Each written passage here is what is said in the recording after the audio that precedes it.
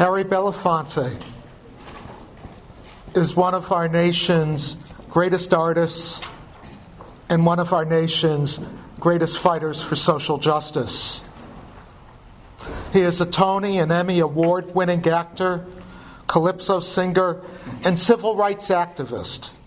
His philanthropic and organizing efforts made many of the historic events of the civil rights movement possible.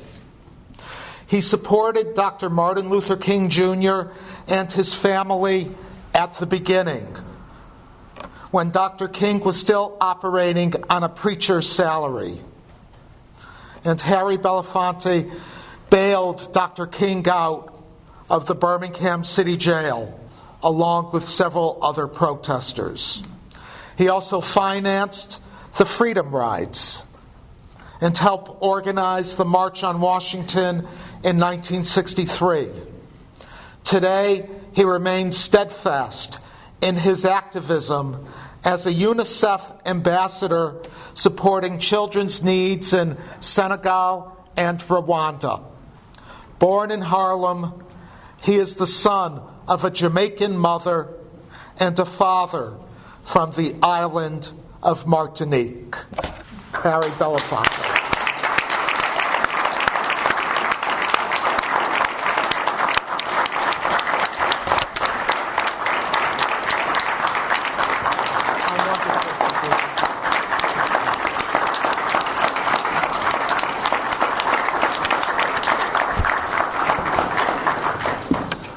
Good evening.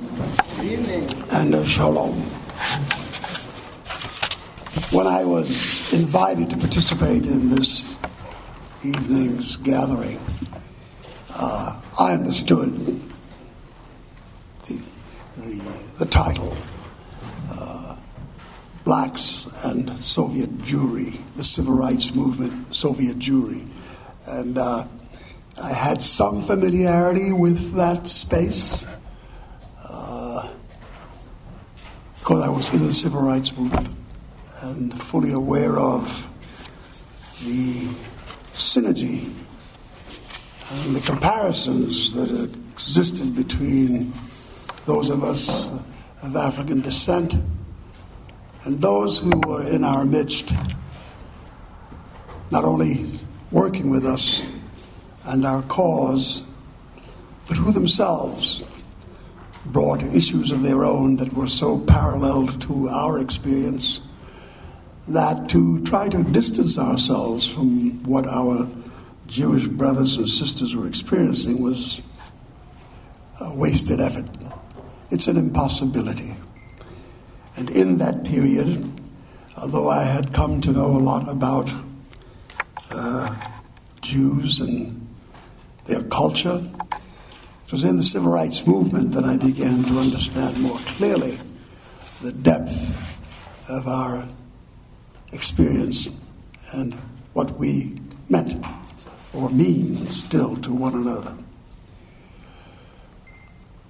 I have visited the Soviet Union on several occasions and had the distinct pleasure of meeting many intellectuals and artists who were of Jewish extraction.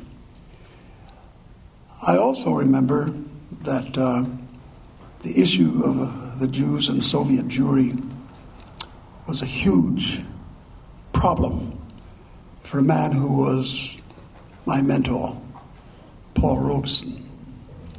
His conflict with being most approving of what the Russian Constitution or the Constitution of the United States said it was about, the laws that dealt with issues of race and how they were worded, and what he was experiencing at the behest of an adoring Soviet nation did a lot to fill him with pride about the possibilities of a society that was exempt of issues of race and racial oppression. For him, the Soviet Union represented a light in a world of darkness. It was, to his great anguish, when he began to discover that this sense that he had developed about the Soviet Union and communism and the socialist call was tainted by what he discovered happening to his Jewish colleagues, his Jewish comrades, his Jewish friends, when they began to disappear, when they began to raise questions as to where they were and what was happening to them. And as the information began to become more clear to Paul, or to Mr. Robeson, I should say, I call his son Paul, he found himself in a moment of great conflict. On the one hand, blacks in America were experiencing a vicious onslaught against communism, and everything that had to do with liberal thought or the liberation of blacks in this country was somehow tied to the evil of communism, as if answers and solutions that we sought were only to be defined based upon their parallel to Soviet thinking or Soviet utterances or Soviet culture, or all the things that were used by the Soviet Union to express its abhorrence for racism in America. While America, on the other side, looked at the Soviet Union and its crucifixion of Jews and began to speak to the higher moral ground on comparisons between what was going on with blacks in America and what was going on with the Jews of the Soviet Union.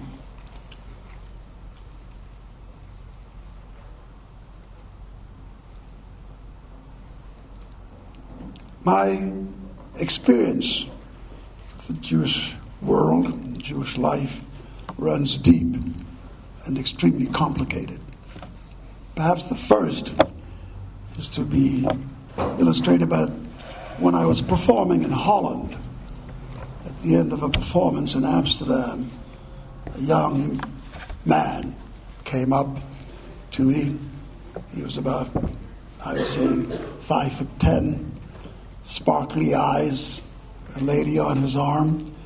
And as I talked to the crowd, when I came to him, he introduced himself to me, and he said, "My name is Peter Belafonte, and I have reason to believe that we are related. I would not swear to it, but I have some ideas and some thoughts and some memorabilia that I would like to show you. And if I could have the time, I would like to just talk about that." And I looked at him, and nothing about him appeared to be in my DNA. But some of the utterances and some of the things he referred to, he could not have known had he not had a much closer relationship to the information he was imparting that had to overcome my suspicions that he may be stretching a story. Anyway, it turned out that when I met him the next day for a late breakfast, and before I shipped off to the next zone for my performance, we had a chance to talk. He brought a scroll and rolled it out, a tiny scroll, no wider than this. And as he unrolled the scroll, it started in 1536, chasing the Belafonte lineage. And as he rolled the scroll and kept telling me about different interventions, he came to a point where his grandfather or great-grandfather, I think it was great-grandfather, had left Amsterdam to go to Africa to have a conquest. And when he got to Africa looking for his moment, nothing came his way. And he didn't go back to Holland. He went on to the Caribbean looking for other worlds to conquer and ways in which to make something of himself in the eyes of his family. And wound up in Panama, helping to build the canal, and then coming to Jamaica, where he met my father's mother. And they married. And from that day until now, I call my distant cousin, Peter, and we talk. And I am happy to announce that although I always loved singing Havana Gila, I didn't realize how closely associated I was with the source of that music and that song. Let me say this. I didn't come here to unfold words of wisdom and great knowledge about Soviet Jewry, nor to speak that authoritatively on the history of Black America. I can only speak about things that I have experienced and things that I live with. Never have I been in any part of the great struggle in America on the issues of race where Jews were not in our midst. Not by solicitation, not by special ritual. We came together in each other's needs because we understood each other's plight. And when I look around at much that has been achieved during the 20th century, I find central to the victories among black people, as I find central to the victories among Jewish people, a great mixture of the two cultures, the two societies, the two races, if you will. The first time that I had occasion to meddle in a very rewarding way was when I was in Canada, and I had occasion to share an afternoon with a Jewish family, and in that period I met a man by the name of Shimon Peres. He was a young Israeli leader. He came from liberal cloth, and as we spoke, and he was telling me about the plight of Israel and its relationship to the Palestinian issue and a host of things, he also told me that he was on his way to New York. And I invited him to please meet up with me when he came to New York, because I had someone I wanted him to meet that I think would be central to a debate and a discourse on the issues of race, dealing between Jews and blacks and Jews and Palestinians. His name was Andrew Young. And Andrew Young at that time was the ambassador to the United Nations, and he and I had a long and a very deep history in the civil rights movement, serving our cause and working for Dr. King. And when Andrew became ambassador to the United Nations, my sister served on his staff, and we had occasion to talk about a lot of things in his capacity as ambassador. And one of them was that I told him that I would like him to meet a young man that I met in Montreal by the name of Shimon Peres. When Andy tells the story, he will tell you that I was very much responsible for getting him into the business of politics from an electoral point of view, because I put the money up and pressured him to look at our new moment in the evolution of our own journey and our own struggle, because now that we had shown the capacity to win much of the struggles for the things we were fighting for, the right to vote and segregation, all those things, we now needed to look at governance. We need to take a look at how to take advantage of these new opportunities.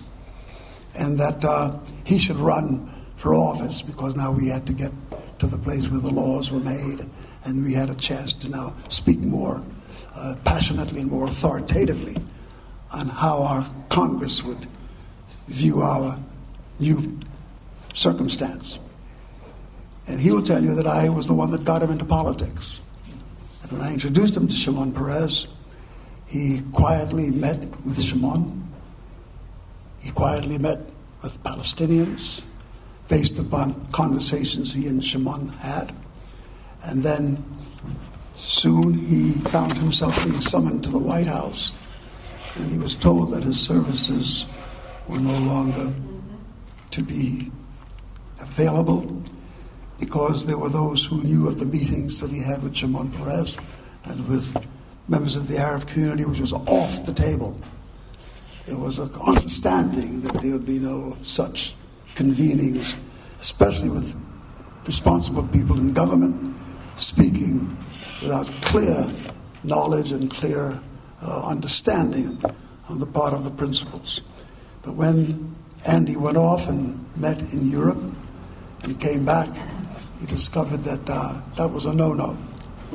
So he always identifies me as the guy who got him into politics and the guy who was responsible for getting him out of politics. But that meeting and what took place was not quite an epiphany, but it did give us a chance to look at and to develop ideas and thoughts and ways in which what came out of that, well, not specifically to it, but to a number of things that took place, came the Oslo Accords, and I and others went off to Oslo at the first time of the celebration of those accords. We performed and we spoke, and there was this synergy, there was this going on between blacks and Jews and Arabs discussing the plight of the human condition. When Nelson Mandela was first coming to America, I was charged with the responsibility of being the point person on his entire trip, and that my task was to guide him and to instruct him to the best of my ability about things that he felt he would need to be informed about. On that occasion, I was visited in New York by the Secret Service, dealing with President Bush, Father Bush, Sr., and the Secret Service told me that the President had keen interest in Nelson Mandela's visit, and that they would like to talk to me about Mandela's security. When I met with them, I looked at the list of thoughts and facts, as they put it, of what Mandela could or could not do. I had to take a very strong position on rejecting the recommendations that came through the Secret Service. What they had asked to do was tantamount to keeping Mandela's coming to America a secret. They didn't want anything to be done in the evening. They didn't want any events in great wide open spaces. And all of this was at the threshold of saying, we are concerned about Mandela's safety. There are many people in the world and terrorists, et cetera, who makes us very vulnerable. And what President Bush does not want anything to happen to Mr. Mandela during his watch.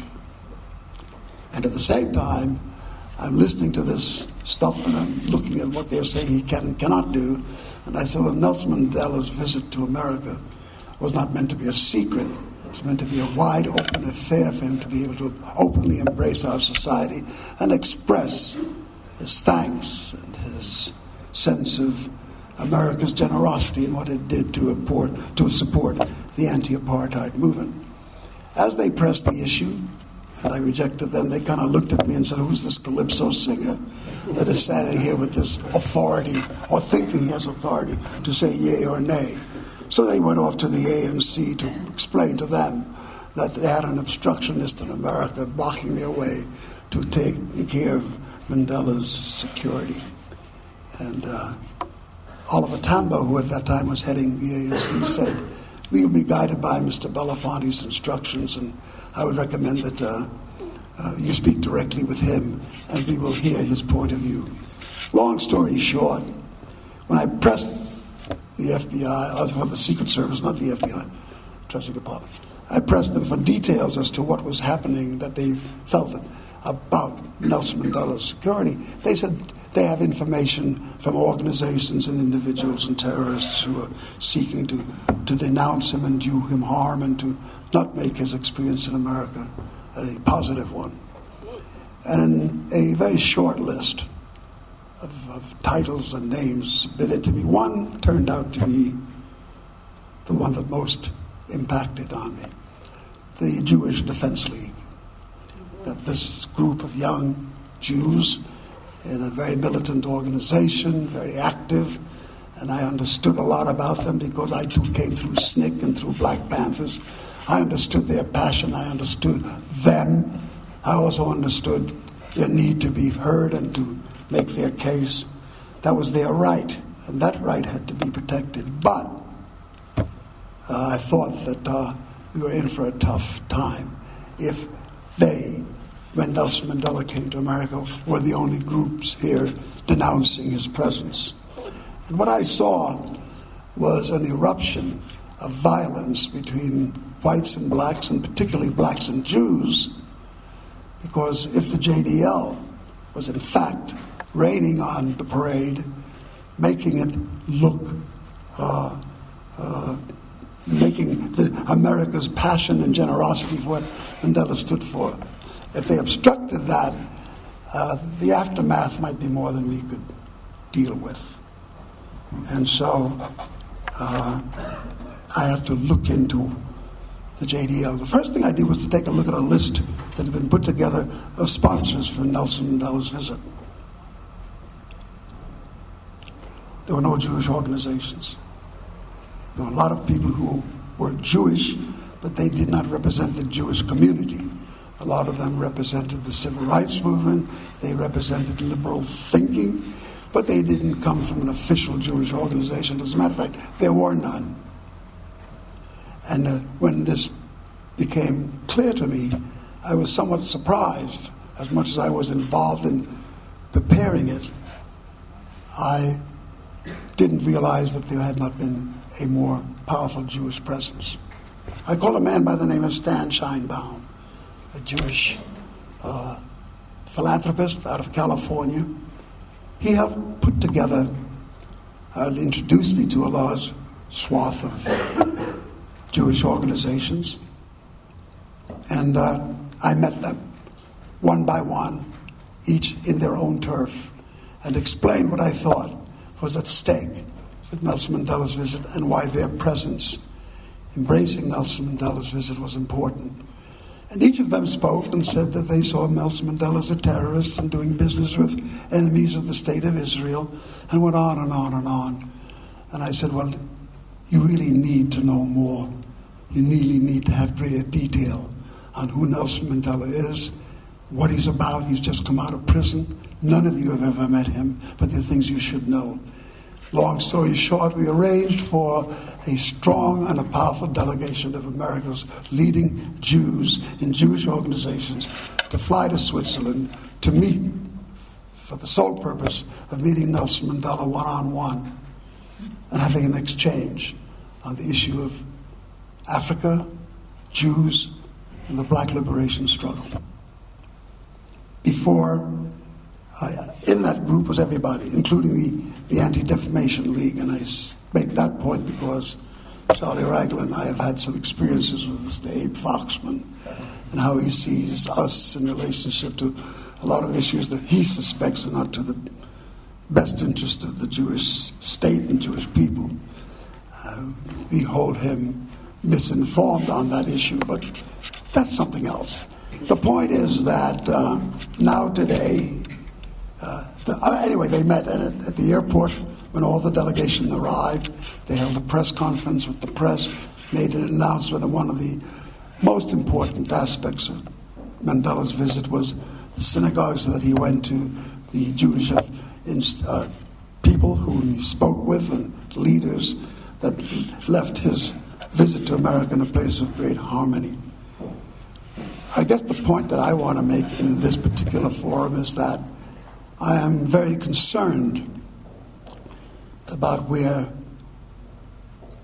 Black America sits in relationship to the Jewish question, to the Jewish issue, and where Jews sit in relationship to the issues facing Black America and where we are. And that this forum, for me, what really attracted it to me was not that I could come speak about Soviet Jewry, although I understand much about it and respect it and support the struggles that Soviet Jews have had. I'm looking forward to using this forum to maybe give us a greater opportunity to get to the more current needs of a dialogue and a debate between Jews and blacks, between Jewish leaders and black leaders.